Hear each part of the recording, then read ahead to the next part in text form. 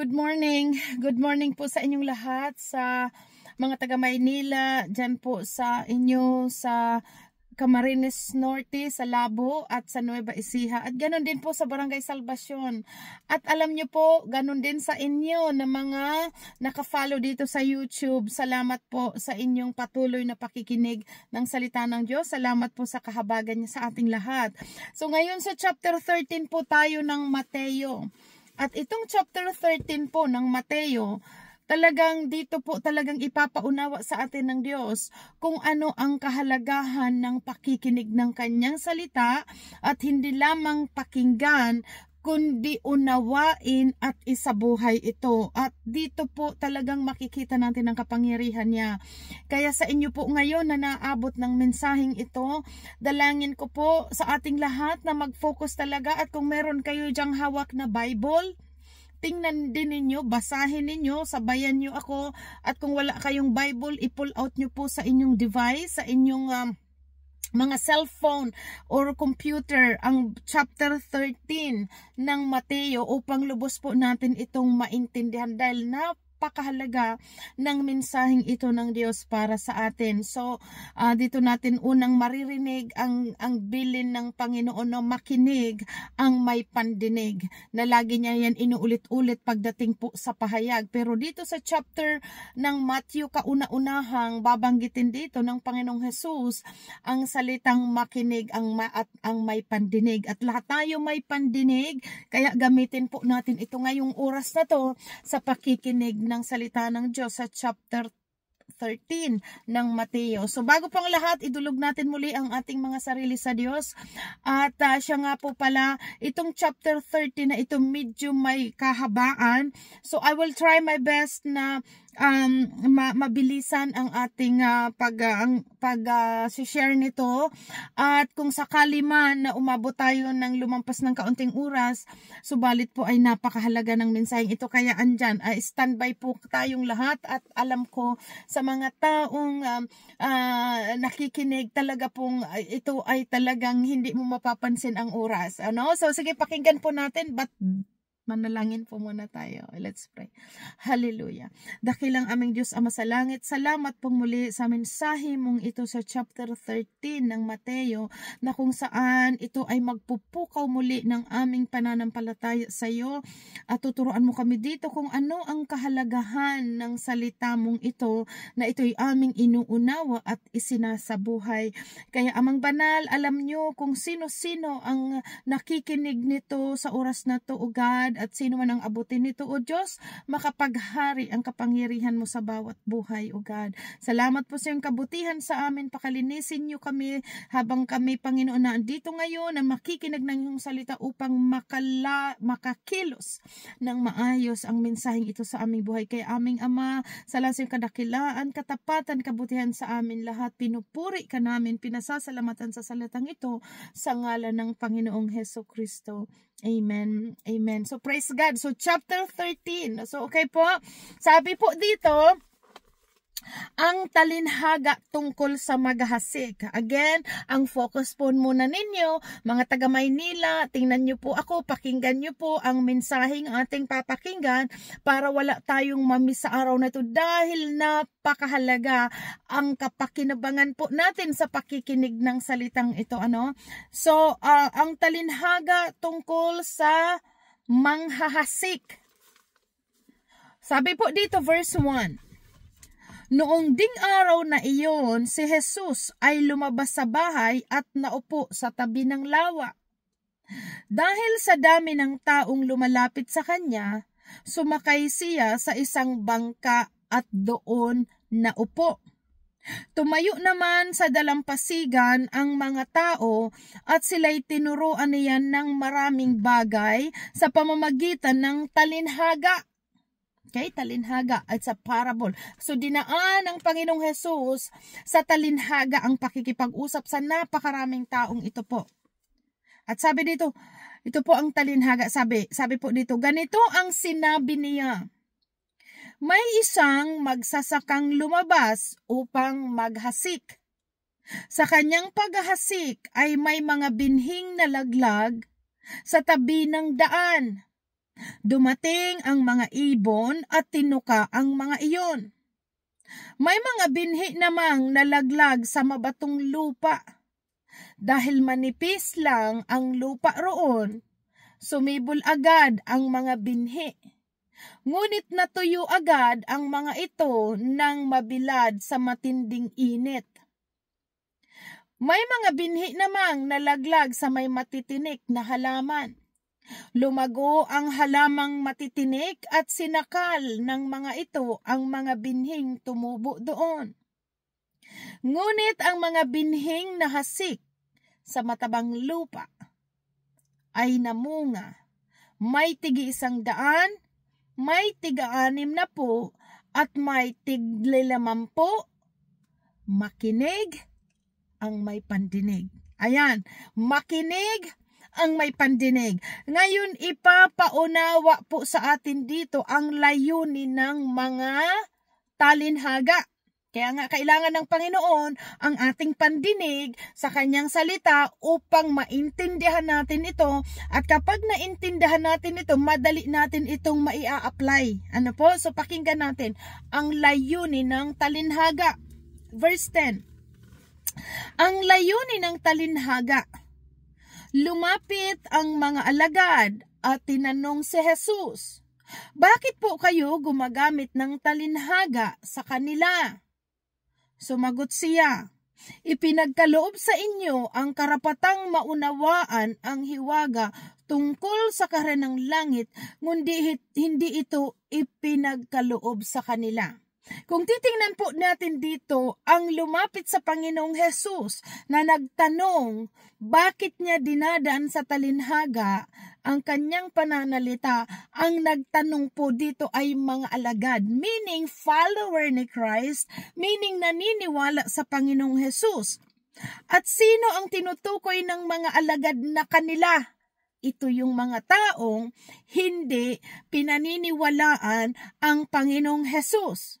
Katulad ng sabi po dito, sumagot siya, "Ipinagkaloob sa inyo," ibig sabihin sa atin, mga naniniwala, "ang karapatan," sabi diyan, "na maunawaan ang hiwaga tungkol sa kaharian ng langit, ngunit hindi ito ipinagkaloob sa kanila."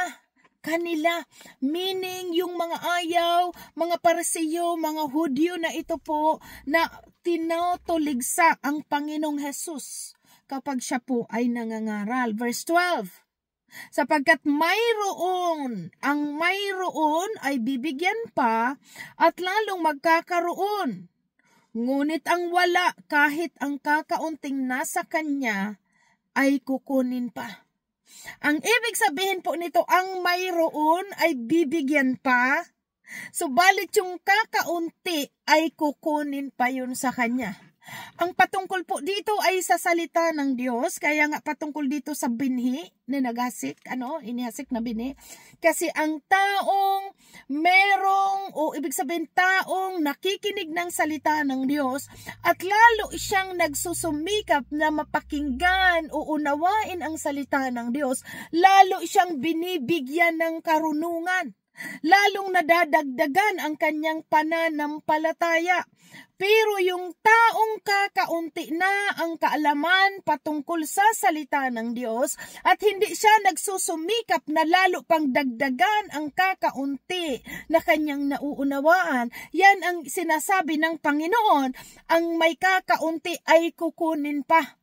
Kasi ang taong nataniman ng salita ng Diyos at hindi ito nagpatuloy sa pananatili sa salita at pakikinig, unti-unting nawawala yung kanyang napakinggan, kaya yung mensahe ng Diyos hindi nakakatubo sa buhay, kaya yung taong kakaunti ang kaalaman sa Word of God, hindi siya nag-grow at nananatili siya doon sa dating buhay or maari pa itong lumala na bumalik sa dating buhay.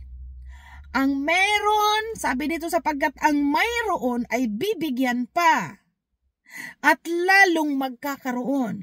So habang ikaw ay nakikinig ng salita ng Diyos, pinagyayaman mo ang iyong napapakinggan at lalo mong dinadagdagan, nauuhaw kang alamin ang kalooban ng Diyos.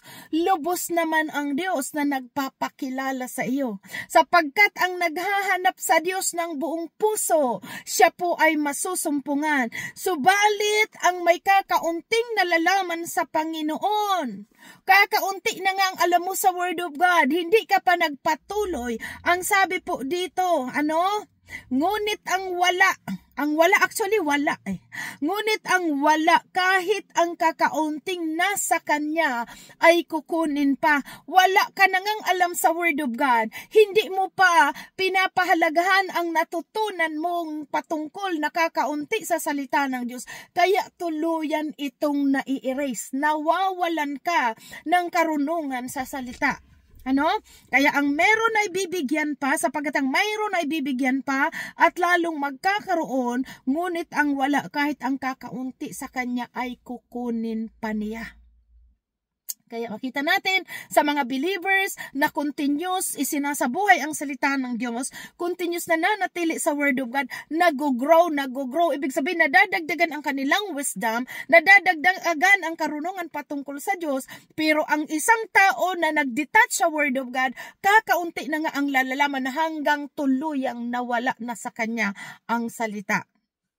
Kaya ayan po sa inyo na mga nakaririnig ng Word of God, sa inyong nagdi-desire na lalong maunawa ng salita ng Diyos, bibigyan pa kayo ng karunungan ng Diyos. Pero sa mga taong ayaw makinig sa Word of God, yung kakaunti nilang nalalaman ay kukunin pa.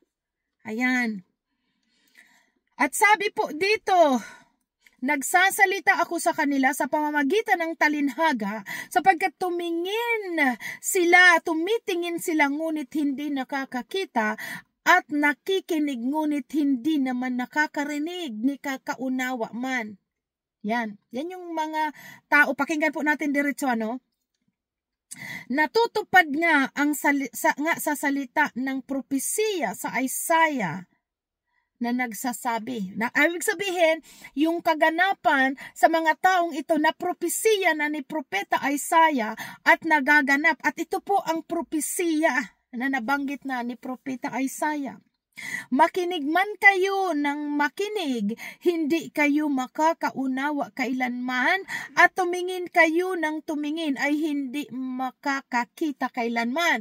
Ang tinutukoy po dito, sino ang kinakausap nito? Ito yung mga taong ayaw makinig o walang kaunawaan patungkol sa salita ng Diyos. Ito ay tinutukoy na halimbawa dito ang mga Pariseo na nakikita nila ang pangangaral ng Panginoong Hesus, nakikita nila ang kapangyarihan ng Diyos, harapan na we-witness ang ginagawa ng Panginoong Hesus, pero ayaw nilang pakinggan. At ito ang tinutukoy ni Isaiah sa 15, sapagkat naging mapurol ang kanilang mga isip. Naging mapurol ang isip ng mga taong ito, mahirap makarinig ang kanilang mata, at ipinikit nila ang kanilang mga mata. Sabi dito, mahirap makarinig ang kanilang tenga, at ipinikit nila ang kanilang mga mata. Ang ibig sabihin nito mismong ang tao o itong mga Pariseo, mga Hudyo, ang nagpikit ng kanilang mata. Ibig sabihin, isinara nila ito sa patungkol sa salita ng Diyos. Kaya hindi nila nakikita ang patungkol sa kabutihan ng Diyos. Ang word po ditong ipinikit nila ang kanilang mata na tinutukoy po dito sa Matthew chapter 6 verse 22. Ang sabi dito patungkol sa mata. Ano ba ang patungkol sa mata? Ito ang ilaw ng ating katawan. Verse 6 ng Mateo chapter 6 verse 22. Ang mata, ang ilaw ng katawan. Kung malinaw ang iyong paningin, mapupuno ng liwanag ang iyong buong katawan. Ngunit kung malabo ang iyong paningin, mapupuno ng kadiliman ang iyong buong katawan. Kung ang ilaw ay madilim, ikaw ay tunay na nasa kadiliman. So malinaw ang mata natin, ang ilaw ng katawan. Sabi dito sa Matthew 6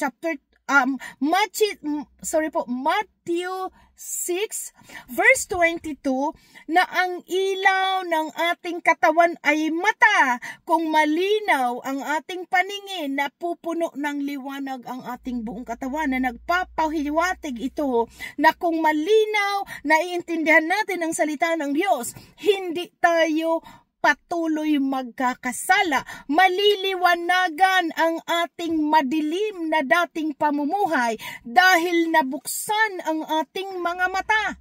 Kaya ang tinutukoy po dito ng Panginoong Hesus ni Propeta Isaiah, ipinikit nila ang kanilang mata.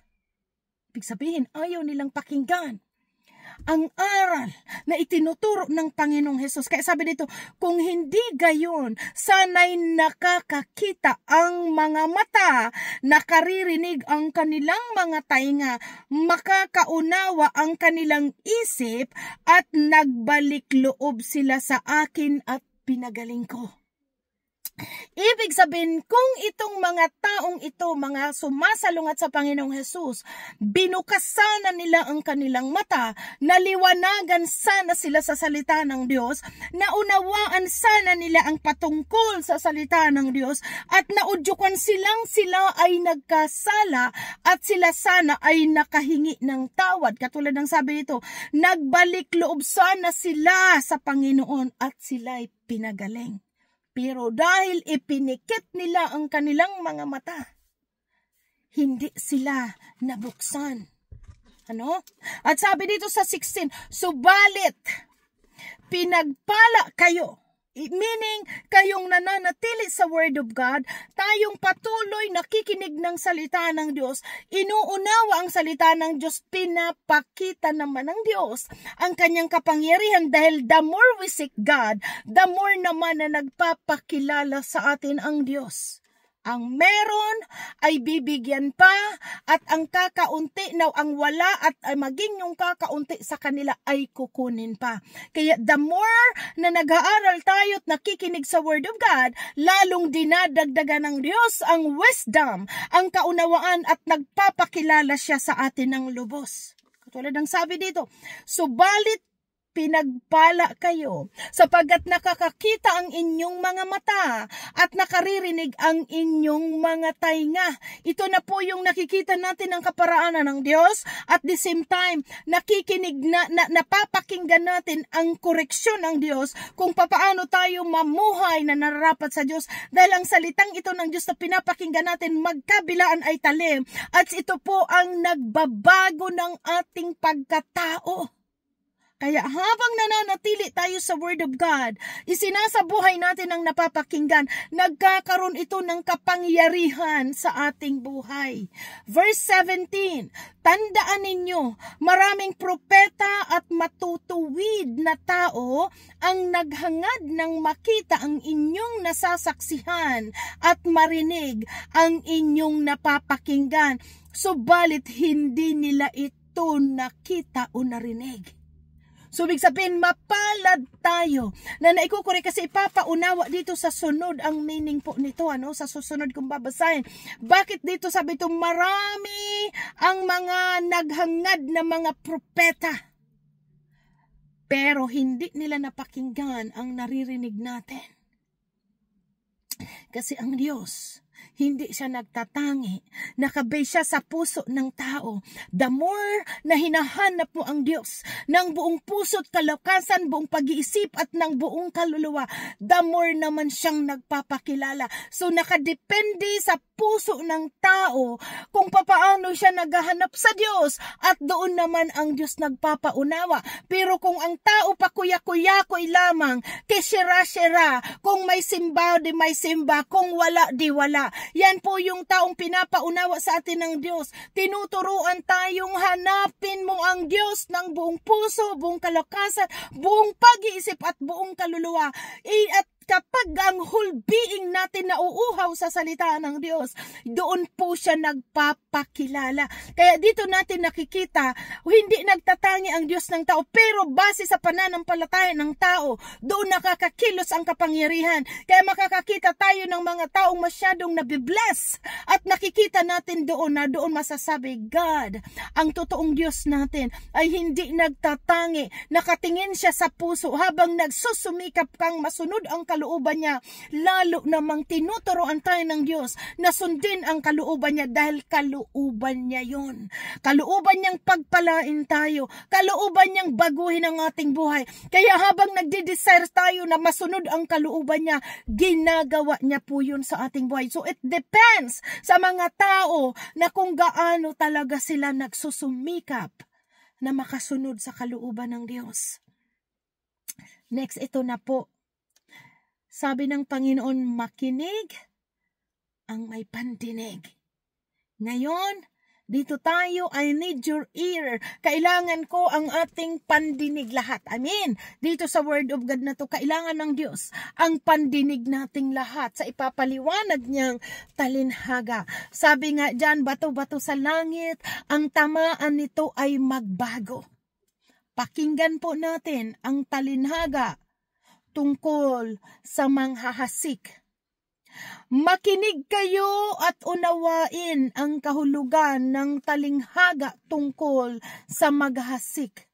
Kapag ang isang tao ay nakikinig ng mensahe tungkol sa paghahari ng Diyos, ngunit hindi naman niya iyon inuunawa, siya ay katulad ng binhing nalaglag sa daan.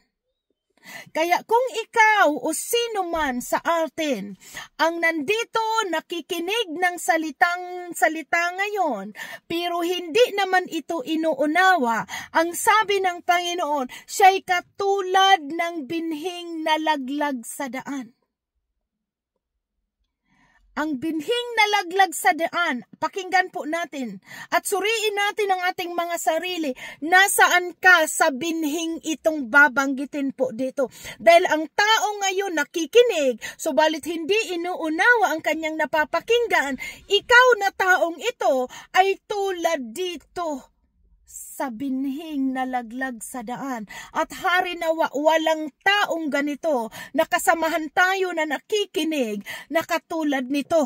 Ano po? Dahil ang binhing ito, sabi dito, ang binhing ito, sabi dyan na nalaglag sa daan. Ito po ang sabi dito, ulitin ko para malinaw.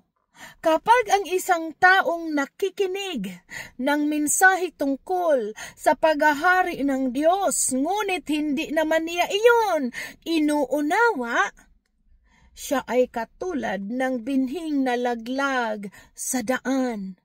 Dumaan ang masama at agad inalis sa kanyang isip ang mensaheng kanyang napakinggan. Verse 20. Ang katulad naman ng binhing nalaglag sa mabatong lupa, ito po'y tinutukoy doon sa talinhaga na nabasa natin sa verse 10. Ngunit, sabi po dito sa 20, verse 20, ang katulad naman ng binhing nalaglag sa mabatong lupa ay ang mga taong nakikinig ng mensahe na kaagad masayang tumanggap nito, ngunit hindi tumimo ang mensahe sa kanyang puso. Sandali lamang itong nanatili at pagdating ng kapighatian at pagsubok dahil sa mensahe, agad siyang tumalikod sa kanyang pananampalataya. So dalawa ng binhi. Yung una, nakikinig, hindi naman inuunawa, katulad siya ng binhing nalaglag sa daan at tinuka ito, inalis ng masama. Ano po? At ang pangalawang binhi, ito naman ang binhing nalaglag, nalaglag sa mabatong lupa, na ang sabi dyan, agad-agad siya. Kumbaga yung Kristiyano na, nung in-invite po, ang saya-saya niya. Ang saya-saya niya. Madali niyang tinanggap. Pero nung dumating ang pagsubok, unti-unti siyang pinanghinaan.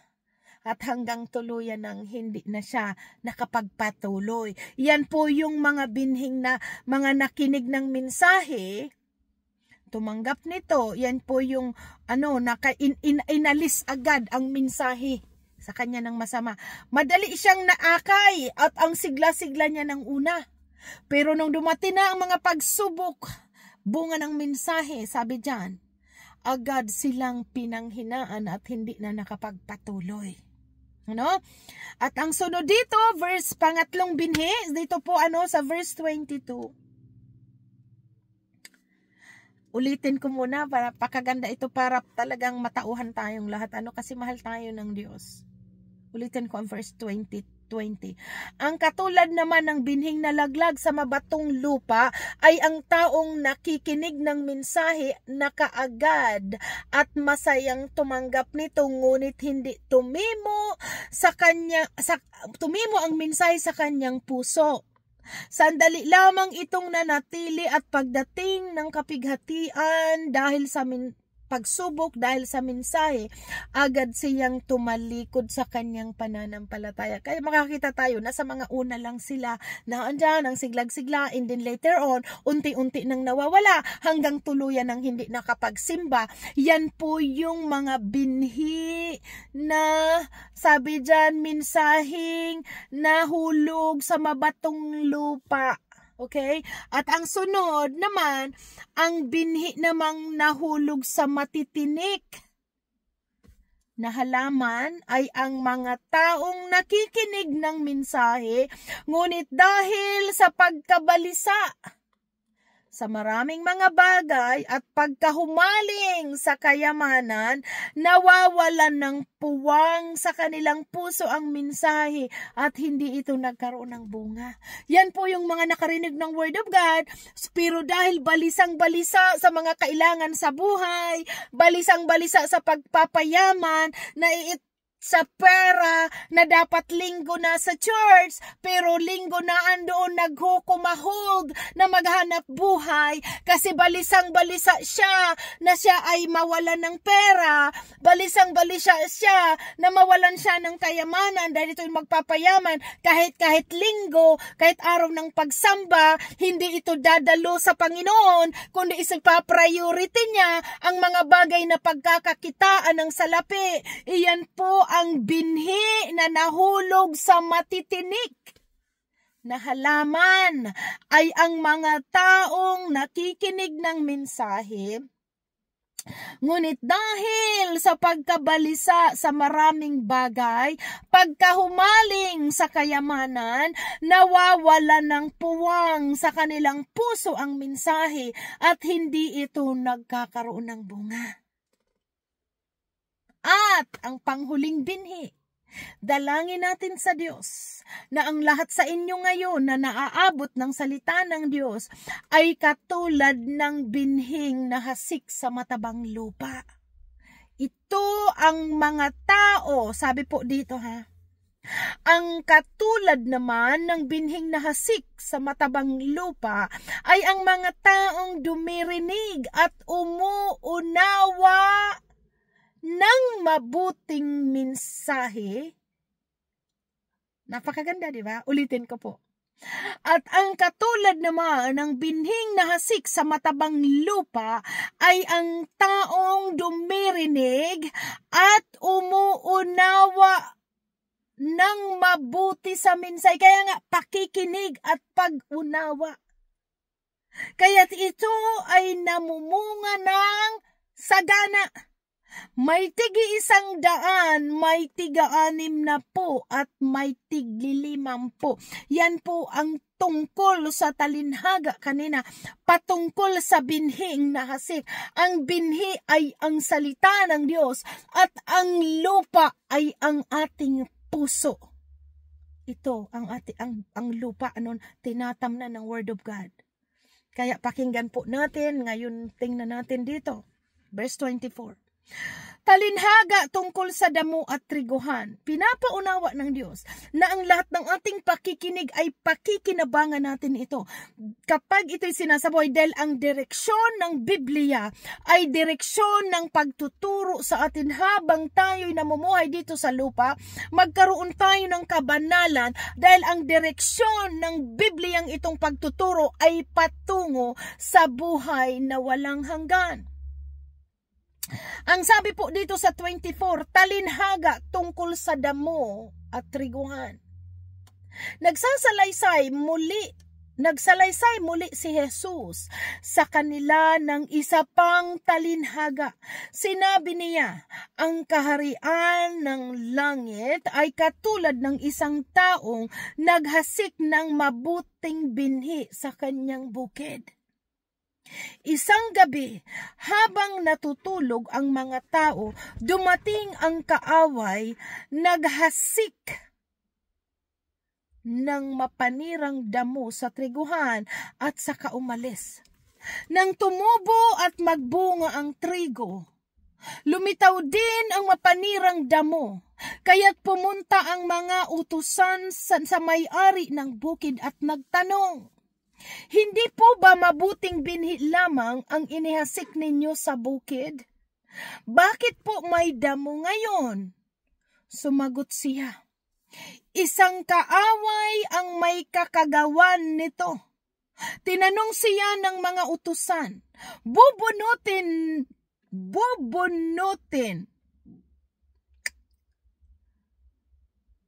po ba namin ang mga damo? Huwag, sabi dito sa 29, huwag. Baka mabunot pati ang mga trigo. Ang sagot niya, hayaan na lamang ninyong lumago kapwa ang damo, ang trigo hanggang sa anihan. Sa pag-aani sasabihin ko sa mga tagapag-ani, ipunin ninyo ang mga damo at inyong pagbigkis-bigkisin at saka sugnugin, pagkatapos ipunin naman ninyo ang trigo sa aking kamalig. Ayan. Papaliwanag po ito ha. Doon muna, diretso muna tayo. Kasi ang paliwanag po dito na andyan sa dulo. Tungkol dito sa damong ito. Ituloy po natin ang tungkol sa buto ng mustasa. So hold on kayo doon sa talinhaga tungkol sa damo at trigo, and again, ipapaliwanag ito sa sunod. Kaya stay tuned. Ngayon ito nga, talinhaga tungkol sa buto at sa buto ng mustasa. Sa pagpapatuloy, isa pang talinhaga ang isinalaysay ni Jesus sa kanila. Ang kaharian ng langit ay katulad ng isang buto ng mustasa na itinanim sa isang tao sa kanyang bukid. Ang buto ng mustasa ang pinakamaliit sa lahat ng binhi, ngunit pagtubo nito, ito'y naging mas malakas kaysa alinmang halaman at nagiging punong kahoy, kaya't nakakapamugad ang mga ibon sa sanga nito. Pinaunawa po ito sa atin. Ang mustasa, pinakamaliit na butil. Ibig sabihin ng ating pananampalatay na hinalintulad sa butil ng mustasa. Kapag ito po ay ating pinanampalatay ng Word of God, lumalaki ito at may kapangyarihan. There's a power kasi nagsimula sa mustasa pero naging isang punong kahoy na napamumugaran ng mga ibon. Ibig sabihin, ang ating pananalig, kapag ito'y pinanghawakan natin ang Word of God, natutulad ito sa isang punong kahoy. Kasi imagine niyo, mustasa, wala itong branches, wala itong ibig sabihin, wala itong pusog. Pero kapag pinaniwalaan natin ang salita ng Diyos, nagiging kalintulad ito ng isang malakas or punong kahoy na ito'y nakakapamugaran ng mga ibon. Verse 33, talinhaga tungkol sa pampaalsa. Nagsalaysay pa si Jesus ng ibang talinhaga. Ang kaharian ng langit ay katulad ng pampaalsa na inihalo sa isang babae, ng babae sa isang isang babae sa 3 takal na harina hanggang sa umalsa ang buong harina. Nakaka-encourage po ang Word of God na kung saan kumbaga nakakapag-ispat o nakakapag-impluensya po ang salita ng Diyos. At ang sunod, ang paggamit ni Jesus sa mga talindahaga.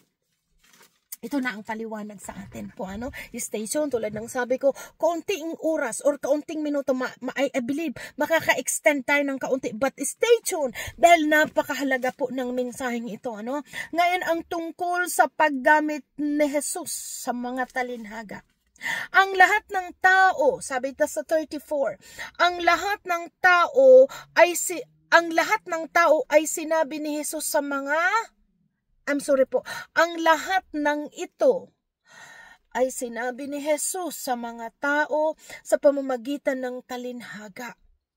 At wala siyang itinuro sa kanila ng hindi sa pamamagitan ng talinhaga.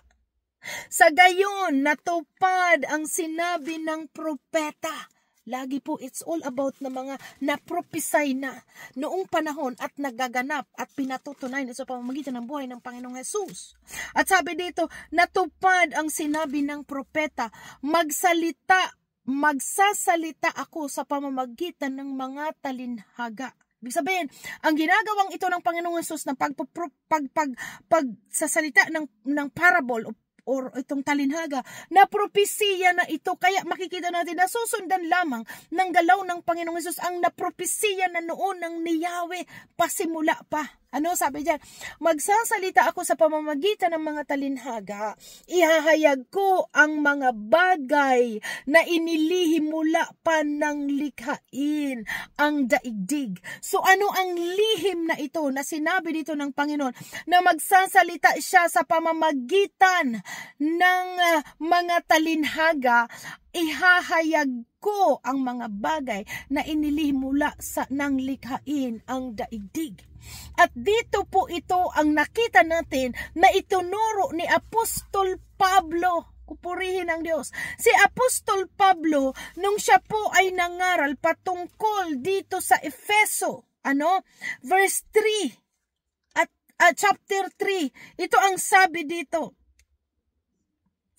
Chapter 3, ito po ang tinutukoy ng Panginoong Jesus, Chapter 3 ng Efeso, verse 4. At habang binabasa ninyo ito, malalaman ninyo kung ano ang pagkaunawa ko sa lihim na panukalang isinakatuparan ni Kristo. Ito'y hindi ipinaalam sa mga tao noong nakaraang panahon. Ngunit inihayag ngayon ng Diyos sa pamamagitan ng Espiritu sa kanyang mga banal na apostol at mga propeta. At ito ang lihim sa pamamagitan ng magandang balita. Ang mga hintil, and we know who is the Word. Sino ang good news? Ang Panginoong Jesus ang magandang balita. Ang sabi dyan, ito ang lihim sa pamamagitan ng magandang balita. Ang mga hintil ay mga tagapagmana rin tulad ng mga Hudyo, kabilang din sa iisang katawan at may bahagi sa pangako ng Diyos sa pamamagitan ni Kristo Jesus. Ito yung lihim na ang tinutukoy dito ng Panginoong Hesus, magsasalita siya sa pamamagitan ng mga talinhaga. Ihahayag ko ang mga bagay na inilihim mula ng likhain ang daigdig. Kasi kung makikita po natin noong sa Old Testament, ang kinalulugdan lamang ng Diyos ay ang kanyang mga pinili. Sila lamang po itong mga Israelita. Sila lamang po ang tinatawag ng Diyos. Subalit pagdating ng panahon ng Panginoong Hesus, malinaw ito ang lihim na inihayag na hindi lamang mga Israelita, kundi sino mang naniwala o tumanggap sa magandang balita na ang tinutukoy dito ay ang Panginoong Hesukristo. Sino mang tumanggap sa magandang balita ay nagkaroon din ng kaligtasan na katulad ng sa mga pangako ng Diyos sa mga Hudyo o mga Israelita. Tayong mga hintil na tinatawag, nagkaroon din tayo ng karapatan tawaging anak ng Diyos sa pamamagitan ni Kristo Jesus. Yan pong sinabi dito. At ito ang lihim. Sa Efeso chapter 3 verse 6. At ito ang lihim. Sa pamamagitan ng magandang balita, si Kristo po ang magandang balita, ang mga hintil, meaning hintil, hindi nakaunawa, hindi pinangakuan ng Diyos tayo noon, tayo mga hintil, hindi tayo mga Israelites, tayo mga Pilipino, maging mga Chinese, Japanese, o anong lahi, sino mang nakipag-isa kay Kristo tatanggap ng the same promise ng Diyos na ipinangako sa mga Hudyo. At ito ang lihim, sa pamamagitan ng magandang balita, ang mga hintil ay mga tagapagmana rin tulad ng mga Hudyo, kabilang din sa iisang katawan. Kasi sino mang nakipag-isa kay Christ ay tinuring na anak ng Diyos. Kaya kahit anong lahi, lipi, wika man, ay para-parihong tatanggap ng pangako ng Diyos. Sino mang sumampalataya sa Panginoong Jesus ay inaring anak ng Diyos, na hindi ito naihayag noong unang panahon na tinutukoy ng Panginoong Jesus. Magsasalita ako sa pamamagitan ng mga talinhaga at ihahayag ko ang mga bagay na inilihim mula pa ng likhain ang daigdig. Subalit sa pamamagitan ng mga apostol na tinukoy dito sa chapter 3, ito'y naihayag. Sabi dito, ito'y hindi ipinaalam sa mga tao noong mga nakaraang panahon. Ngunit inihayag ngayon ng Diyos sa pamamagitan ng Espiritu sa kanyang banal na apostol at sa mga propeta, at ito ang lihim.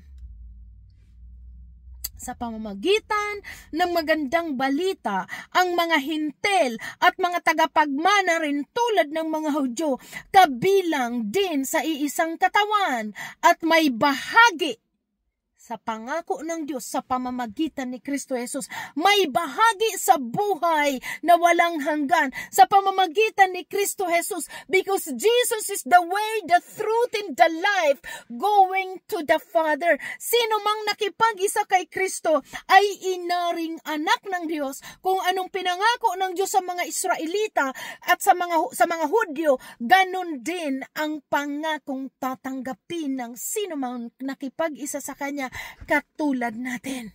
Purihin po ang Diyos. First, malinaw. At ito ang tungkol sa talinhaga, tungkol sa damo at triguhan. Again, now it's 41 minutes na po. I think this is the first time na makikiusap ako sa inyo. Stay tuned, dahil napakaganda ng mensaheng ito, dahil sa bawat pakikinig ninyo, aanihin ninyo ang kapangyarihan ng salitang inyong papakinggan kung ito'y inyong isa sa buhay. Kaya wag po kayong mag-atubili na pakinggan, o wag kayo dyan magtingin sa oras na late na naman ako, kasi this is very important, chapter by chapter, at hindi pwede natin itong lagtawan. Ngayon, naalala ninyo kanina ang kahulugan, ang tungkol sa damo at triguhan. Ngayon, pakinggan po natin ang verse 36.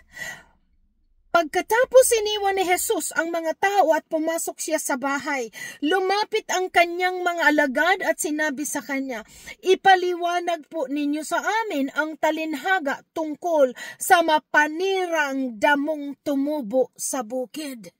Sumagot si Jesus, ang naghahasik ng mabuting binhi ay ang anak ng tao, which is Jesus is the Word. Sabi diyan, ang bukid ay ang daigdig, ang mabuting binhi ay ang mga taong kabilang sa kaharian, at ang mapanirang damo naman ay ang mga kabilang sa masasama. Nakita nyo kanina, anong sabi doon nung naglagay ng binhi?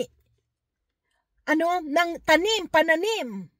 Meron din naman naglagay ng mga pananim na masama. I mean, damo. na tumubo. Nang tinutukoy doon ang salita ng Diyos na tumubo sa puso ng tao. That's the word of God. At ang mensahe naman ni Satanas, damo na sumisira sa buhay ng tao. Kaya pagdating ng anihan, ang sabi doon, kaya makikita po natin sa mundo, bakit may masama at mabuti? Bakit hinayaan ang Diyos na sabay ang mga masama at mabuting umiiral sa sanlibutan? Dahil ito ang kasagutan, dadating ang anihan. Ang anihan na tinutukoy ay ang paghuhukom. Sabay-sabay bubunutin ang damo at sabay-sabay bubunutin ang pananim. Ang tinutukoy na pananim ay tayo dadalhin sa kamalig, magkakaroon yung talinhaga ng buhay na walang hanggan, at ang damong binunot bibigkisin. Sila yung masasama, sila ang itatapon sa apoy ng impyerno. Ito po ang sinasabi dito. Sumagot si Jesus, ang naghahasik ng mabuting binhi ay ang anak ng tao, na which is tinutukoy ang Panginoong Jesus. Ang sabi po dito, ang anak ng tao. Ang bukid ay ang daigdig. Ang mabuting binhi ay ang mga taong sa kabilang sa kaharian, at ang mapanirang damo naman ay ang kabilang sa masama. Ang kaaway na naghahasik ng damo ay walang iba, ang dyablo. Ang panahon ng pag-aani ay ang katapusan ng daigdig, at ang mga tagapag-ani naman ay ang mga anghel, na nakita natin ito sa pahayag nung binabasa natin ang Book of Revelation, na sa bawat pag-alis ng selyo ng mga anghel, nakikita natin kung anong kaganapan sa daigdig. Kaya katulad ng sinasabi dito, ano po? Ang sinasabi dito, ang panahon ng pag-aani ay ang katapusan ng daigdig, at ang mga tagapag-ani nito ay ang mga anghel. At sabi nito, kung paanong ang mga damo ay tinitipon at sinusunog, ganun din ang mangyayari sa katapusan ng daigdig. Ipag-uutos ng anak ng tao sa kanyang mga anghel na tipunin nila mula sa kanyang kaharian ang lahat at nagiging sanhi ng pagkakasala at ang lahat ng gumagawa ng masama. Ihahagis nila ang mga ito sa lumalagablab na pugon, at doon ay mananangis at manggagalit ang kanilang mga ngipin. Ngunit ang mga gumagawa ng matuwid ay magliliwanag na parang araw sa kaharian ng kanilang Ama. Makinig ang may pandinig. Yan po, kaya tinuturuan tayong isabuhay, manatili sa salita ng Diyos. Dalang bawat pagsunod natin sa Diyos, aanihin natin ang kagandahang loob ng Diyos. Subalit ang taong matitigas naman ang ulo, katulad ng pinaunawa dito, ipinikit nila ang kanilang mga mata. Ayaw nilang unawain ang salita ng Diyos. Kaya patuloy silang gumagawa ng kasamaan. At sa mga huling araw, sa paghuhukom, sabay aanihin ang paghuhukom. Makita po natin sabay ang mga anak ng Diyos ay iipunin, ilalagay sa kamalig. Subalit ang mga masama na inalantulad sa damo, sila ay iipunin at itatapon sa impyerno. Ayan, yan po, at ulitin ninyo ang chapter 13. Dalangin ninyo sa Holy Spirit na ipaunawa ito, dahil sunod-sunod na po ang pagbasa ko dito sa dulo. Ang sunod, ang tao nagtatago ng kayamanan. Ang natatagong kayamanan. Ayan. Ang kaharian ng langit ay katulad ng kayamanan ng kabaon sa isang bukid. Nahukay ito ng isang tao, ngunit agad itong tinabunan. Tuwang-tuwa siyang umalis at ibininta ang lahat ng kanyang ari-arian upang bilhin ang bukid na iyon. Idiretso ko po dito ang perlas at ang mahalaga, kasi itong natatagong kayamanan at ang perlas na mahalaga, similar po ang kapaliwanagan dito sa atin, ano? Sabi Sabi dito, ang kaharian ng langit ay katulad din ng isang negosyante na naghahanap ng mga mamahaling perlas. Nang makakita siya ng isang perlas na napahalaga, umuwi siya at ipinagbili ang lahat ng kanyang ari-arian at binili ang perlas na iyon. Pagpapaunawa po ito sa atin na ang salita ng Diyos ay higit sa anumang bagay na ito ang dapat nating i-priority. Anumang bagay na nakita nating kahalagahan dito sa lupa, iwanan. Ibig sabihin, mas i-priority natin ng Word of God dahil ang Word of God ang overall mas mahalaga sa atin. Kaya pinakita dito yung taong nakakita ng kayamanan ng ginto, mas sabi diyan, tinabunan niya, tuwang-tuwang umalis at ibininta ang kanyang ari-arian upang bilhin ang bukid na iyon. Kapag natuklasan natin, katulad ng natuklasan natin, ito ang salita ng Diyos, nagmumula dito ang lahat sa ating buhay, mas i-priority natin ito kaysa sa anumang bagay na alam natin sa palagay natin mahalaga. Mas mahalaga po higit sa lahat ang salita ng Diyos. Ngayon ang lambat, verse 47. Ang kaharian ng langit ay katulad din ng isang lambat na inihagis sa dagat at nakahuli ng sari-saring isda. Nang mapuno ang lambat, hinila nito sa pangpang. Naupo ang tao habang tinitipon nila sa sisidlan ang mabubuting isda at itinatapo naman ang mga isdang hindi mapapakinabangan. Gayon din ang mangyayari sa katapusan ng daigdig. Darating ang anghel, ihiwalay ang masasama sa mga matuwid at ihahagis ang masasama na sa naglalagablab na apoy. Doon mananangis sila at mangangalit ang kanilang mga ngipin. Sino po sa inyo ang fisherman? Makikita ninyo ang mga mangingisda tulad ng nabanggit dito, matapos silang magngisda sa dagat, hahatakin ang lambat sa dalampasigan at doon hihiwalay nila yung mga isdang mapapakinabangan at yung mga isdang hindi mapapakinabangan, itatapon ito. Katulad din sa bilang sa mga tao, tinuturo sa atin sa pananampalataya at pinaunawa po dito sa pamamagitan ng lambat. Basahin nyo right after this or later on kung gusto nyong ulit-ulitin ito upang mag-sink in po ito sa puso ng bawat isa ang salitang ito para maunawaan talaga natin na higit na pagsumikapan natin na makasunod sa kalooban ng Diyos. Dahil hindi biro ang salitang ito po, pagpapaunawa ito sa atin ng Panginoon, makinig ang may pandinig. Ano po? At ito kayamanang bago at luma. Naunawaan ba ninyo ang lahat ng ito? Tanong ni Jesus.